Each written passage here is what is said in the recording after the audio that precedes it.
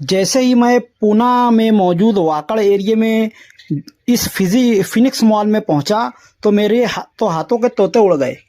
इन्होंने डेकोरेशन पर जो पैसे वगैरह खर्चा किए थे, मुझे पक्का समझ में आ गया कि हमारी जेबों से वसूल करने वाले।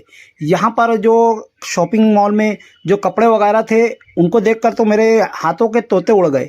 और ये जो 4-5 जूते यहाँ पर उन्होंने लटका के रखे थे, जिनको गोल गोल घुमा के ये बता रहे थे कि हम तुमको किस तरह से गोल गोल घुमा करके लपेट करके पैसे लूटेंगे, वो देखकर तो और ज़्यादा मुझे समझ में आ गया कि ये चीज़ें सिर्फ घूमने के लिए ज़्यादा बेहतर है। और यहाँ पर जो सोने का रेट है वो बाकी जगहों से ज़्यादा महंगा मुझे दिखाई दे रहा था, इसलिए मैंने यहाँ पर घुसने की हिम्मत ही नहीं की। एक बच्चा तो यहाँ पर धड़ाप से गिर गया रेट का सीन देख करके ही।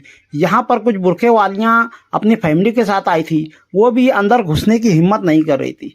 इतना तो समझ में आ गया कि ये जितने भी शॉपिंग मॉल्स और शॉपिंग मार्केट्स हैं, ये सिर्फ और सिर्फ क्वालिटी के नाम पर हम लोगों से पैसा ऐंठने के लिए बनाए गए हैं। आप लोगों को इस बारे में क्या लगता है? जब भी आप मॉल वगैरह में घुसते हैं और वहाँ पर क्वालिटी के नाम पर जो महंगी चीज़ें बेची जाती है, उस बार आपके दिमाग में पहला ख्याल क्या आता है? कमेंट में ज़रूर बताएं। मिलते हैं अगली वीडियो में, तब तक के लिए खुदा हाफिज़।